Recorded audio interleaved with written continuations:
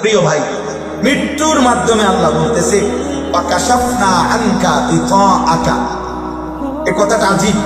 আল্লাহ বলতেছে মৃত্যুর মাধ্যমে দুনিয়াবাসী দেখে তোমার চোখ বন্ধ হয়ে গেছে। আসলে মৃত্যুর মাধ্যমে আমি আল্লাহ তোমার চোখ খুলে দিয়েছি। বন্ধ না, বন্ধ। দুনিয়াবাসী দেখছে চোখ বন্ধ হয়েছে, আমি আল্লাহ বলতেছি ফাকাশাফনা, আমি খুলে দিছি, খুলে চোখ খুলে দিলাম। ফাকাশাফনা আনকা গিতাআকা। দুনিয়ায় থাকাকালীন কবরের আযাব তুমি দেখো নাই, আমি ঢাইকা রাখছিলাম। দুনিয়ায় থাকাকালীন জাহান্নামের আযাব তুমি দেখো নাই, আমি ঢেকে রাখছিলাম। দুনিয়ায় থাকাকালীন মালাকুল মউত আজরাইলের ভয়ঙ্কর আকৃতি তুমি দেখো নাই, আমি ঢেকে রাখছিলাম। দুনিয়ায় থাকাকালীন জাহান্নামের ফেরেশতাদের ভয়ানক দৃশ্য তুমি দেখো নাই, আমি ঢেকে রাখছিলাম। দুনিয়ায় থাকাকালীন জাহান্নামের বিভিন্ন রকমের আযাব আমি ঢেকে রেখেছিলাম, তোমার দেখতে দেই নাই, ঢেকে রেখেছিলাম। আল্লাহ বলেন আজকে মৃত্যুর মাধ্যমে দুনিয়া থেকে চোখ বন্ধ করে দিছি। আর কোনোদিন হাসি দেখবা না, আর কোনোদিন বিবি দেখবা না, আর কোনোদিন নারী দেখবা না, আর কোনোদিন হারাম টাকা গুনতে পারবা না, আর কোনোদিন স্পন্দন থাকবে না। এই পৃথিবীর এই ব্যস্ততম এই দুনিয়ার কিছুই আর দেখবা না। এখান থেকে চোখ বন্ধ করে দিয়েছি, কিন্তু কবর থেকে নিয়ে জাহান্নাম পর্যন্ত তোমার চোখের সামনে খুলে দিয়েছি। এবার তুমি কবরে বসেই দেখবা জাহান্নামের ভয়ানক আযাব। বাবাসারুকাল ইয়াউমা হাদীদ। আজকে তোমার চোখের দৃষ্টি আরো বাড়িয়ে দিলাম, বাড়িয়ে। এতদিন তো তুমি এখান থেকে আধা কিলো দূরে দেখতা না, এখন তুমি মাটির থেকে, কবর থেকেই জাহান্নাম দেখবে।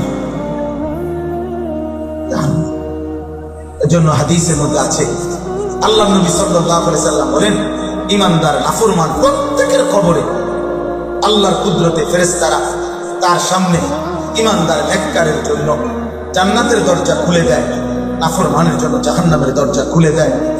আর ঈমানদার কবর থেকে জান্নাতের দৃশ্য দেখে আর বারবার বলে ইয়া রব্বি আকিমিস সাআ।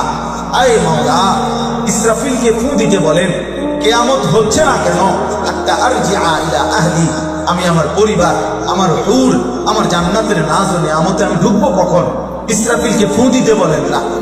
আর জাহান্নামী নাফরমান পাপী কবর থেকে প্রতি সেকেন্ড ঘন্টা জাহান্নামের দৃশ্য, আযাবের ভয়ানক দৃশ্য দেখবে। খোদার কসম, জাহান্নামী বলবে ইয়া রব্বি লা তাকুমিস সাআ। আয় মাওলা, ইসরাফিলকে ফু দিতে নিষেধ করেন, কিয়ামত যেন না হয়, হাসরের মাঠ যেন না হয়। আয় মাওলা, এই জাহান্নামে আমি কেমনে যাব, এই জাহান্নামে আমি কেমনে থাকবো? এভাবেই কবরের পুরাটা জিন্দেগি তাকে পার করতে হবে। ভেবে দেখো বাপ, ফেরাউন আজ কত বছর ধরে জাহান্নামের দৃশ্য দেখতেছে। নমরুদ আজকে কত বছর ধরে জাহান্নামের দৃশ্য দেখতেছে। আবু জাহাল, আবু লাহাব আজকে কত বছর ধরে জাহান্নামের দৃশ্য দেখতেছে। ফেরাউন, নমরুদের উত্তরসূরিরা, নূহ আলাইহিস সালাম, লূত আলাইহিস সালামের কওমের নাফরমানরা আজ কত শত হাজার বছর থেকে জাহান্নাম দেখতেছে। আন-নারু ইউরাদুনা আলাইহা গুদুওয়ান ওয়া আশিয়া। কোরআন শরীফের আয়াত।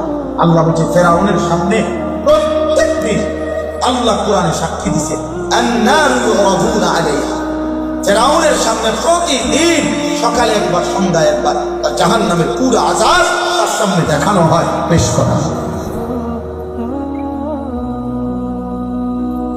চালাক মনে করো না আল্লাহ। আমার দাদা একজন কৃষক ছিলেন, আমার আব্বা অল্প আয়ের মানুষ ছিলেন।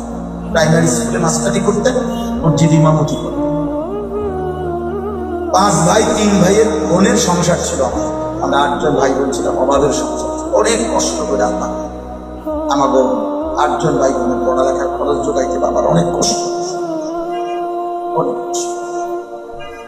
এক প্লেট ভাতের সামনে আমি তরকারির অভাবে চোখের পানি চলে কাজ, অতএব আহামরিতে এটা কোনো বিষয় না। আমি এই জনপ্রিয়তা জ্ঞান করি, আমি তো ভোটে খারাইতাম না। আমি কোনো প্রার্থী নেই, আমার কোনো মার্কা নেই। এটা কোনো নির্বাচনী জনসভা না, আপনাদের কাছে কোনো ভোট প্রার্থী না। আমার কিশোর, আমার নওজোয়ান, আমার ভাই, আমার বন্ধু, প্রিয় বাপ, সবাই আমি আপনি সবাই কোরআনের মুহতাজ। আমি আপনি সবাই কবরের মুসাফির। যেখানে আমাকে যেতে হবে সেখানে আপনাদের যেতে হবে। যে মাঠে আমরা হিসাব দেব সে মাঠে আপনারাও হিসাব, একসাথে সবাই হিসাব। এই জন্য বাপ আমার, বন্ধু আমার, আমরা মুসলমান, আমরা ইমানদার। আমাদের একজন আল্লাহ আছেন, আমাদের একজন নবী সাল্লাল্লাহু আলাইহি ওয়াসাল্লাম আছেন, আমাদের একটা কিতাব আছে কোরআন, আমাদের একটা ধর্ম আছে ইসলাম।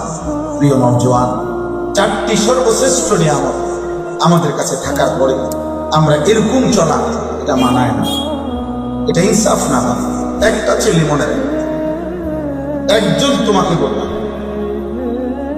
আল্লাহ যার রব, নবী সাল্লাল্লাহু আলাইহি ওয়াসাল্লাম যার নবী, কোরআন যার কিতাব, ইসলাম যার ধর্ম, বাবা যার মুসলমান, মা যার মুসলমান, বংশ যার ইসলাম, এমন কিশোর, এমন যুবক 365 দিনে খোদার এক বছরে কোনদিন তুমি ফজরের নামাজ পড়বা না, এটা কেমনে মানা যায়? বা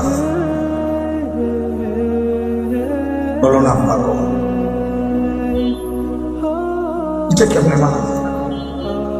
এটা কেমনে সম্ভব?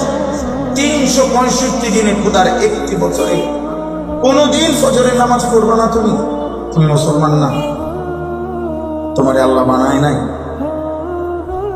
ইয়া আইয়ুহাল ইনসান মা গাররাকা বিরাব্বিকাল কারীম।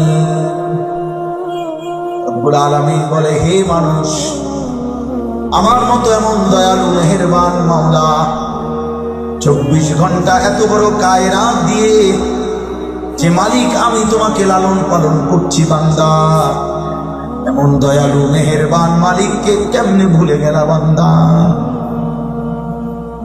মা গাররাকা, কে তোমাকে ধোঁকা দিল বান্দা? কে তোমাকে ধোঁকা দিল?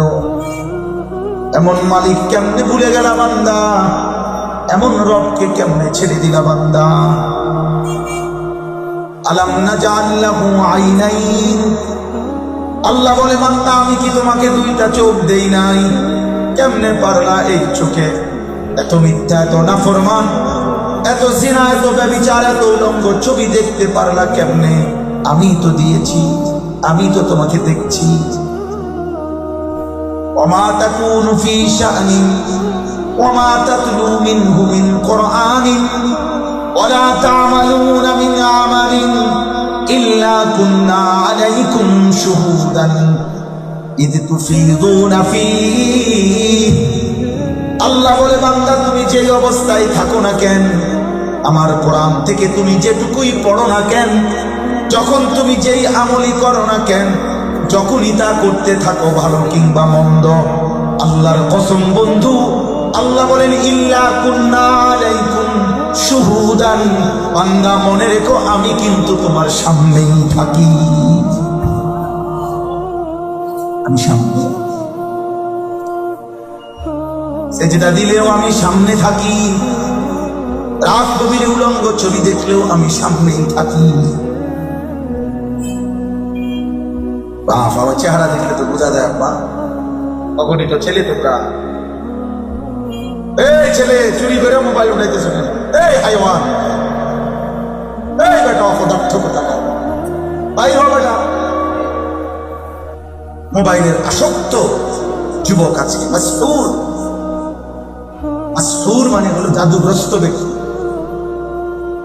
কারো উপরে যখন জাদু করে তখন জাদুগ্রস্ত ব্যক্তি নিজের বোধ বুদ্ধি, নিজের সেন্স তার কাজ করে না,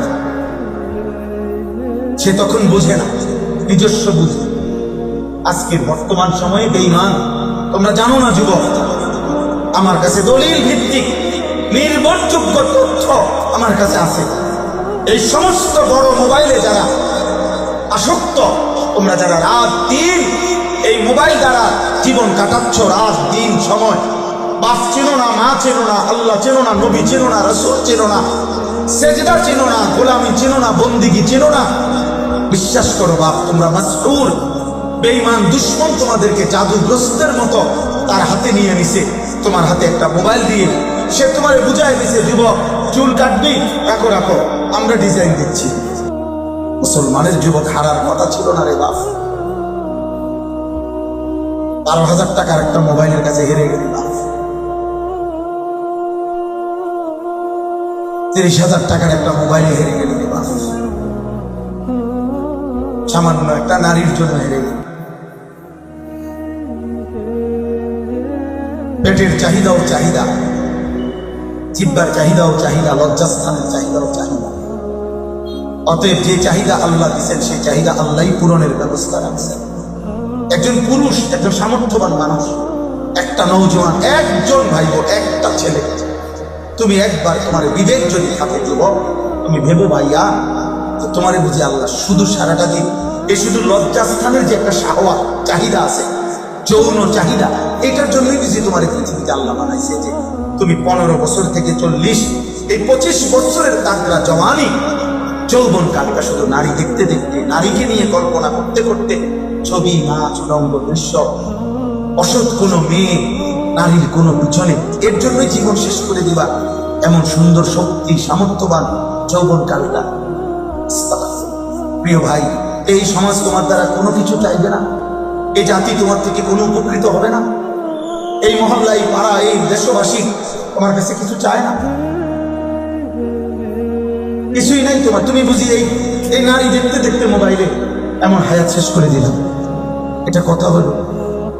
নারীর সামনে যদি পুরুষ, নারীর সামনে, নারীর একটু শাহওয়াতের কাছে যদি, নারীর আকর্ষণের কাছে যদি পুরুষ এভাবে হেরে যায়, তো এটা এতে ব্যাড হইতেছে।